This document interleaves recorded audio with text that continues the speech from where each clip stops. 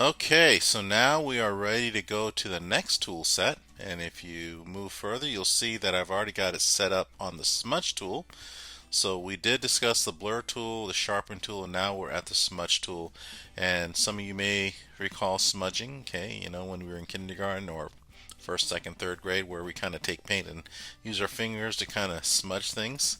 Well, same thing applies over here, except this time your fingers don't get dirty. Alright, we're going to be using Photoshop. And the first thing, of course, you realize is that whenever you click on the smudge tool, you get the option of brushes. So I'm going to increase the brush here, and well, that's good enough right there, as you can see. I'm going to choose a soft brush, and I think everything else is working good. The other thing you need to be aware of is the strength of the press, how hard you press on the mouse. So I'm going to go at about 80%, which is pretty good. And let's see how this works. So I'm going to move my cursor into the red zone, and as you can see, it is actually mixing the white and the red. Okay, so kind of creating a little red lava flow here. Now let's go into the blue. Let's go ahead between the red and the blue, and let's see. Now keep in mind, this does kind of mix pixels, but it may not turn into purple, although I do see a little bit of purple here.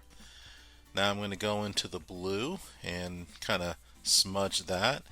And you can use a mixture of white and blue to create like a sky effect. Alright, so there we have. This kind of looks like a fire effect almost.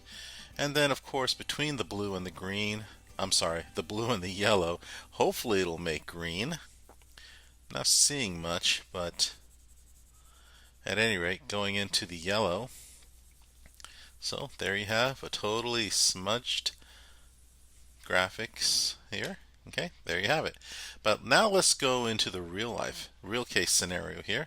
Smudge02 JPEG has a brick wall, beautiful brick wall. Well, the first thing I'm going to do is create a new layer, okay, because we're going to kind of splatter some paint over here. And with the new layer, okay, we're not going to smudge the brick. In other words, we're not going to do this to the brick wall. That would not look natural. Okay, so let's go ahead and undo that. We're going to click on the first layer, and then what we're going to do is we're just going to take a yellow here. We're going to make sure the cursor is good, and I'm just going to go ahead and draw on it if I can. Click on the brush tool, you have to click on the brush tool, and let's see what happens. There it is right there. So I'm just going to draw, and there we go. And then I'm going to choose blue. Again, I'm going to draw. There we have it. Alright, and then I'm going to choose red. And I'm going to draw again. Well, this is fresh paint, so we got to be very careful. Sometimes fresh paint drips, and that's what we want to mimic, a dripping effect. Now we'll return back to the smudge. And of course, this size cursor may not work, so we want to shrink the cursor. I have it at 121, so I'm going to go about half that, about 60, right about there, 62, good enough. And then I'm going to lessen the strength to about 50. Alright, so now I'm just going to smudge down. There you see it's kind of smudging. There you go. You just got to keep doing it, and there you have it. It's kind of smudging, so it makes it look like it's actually dripping.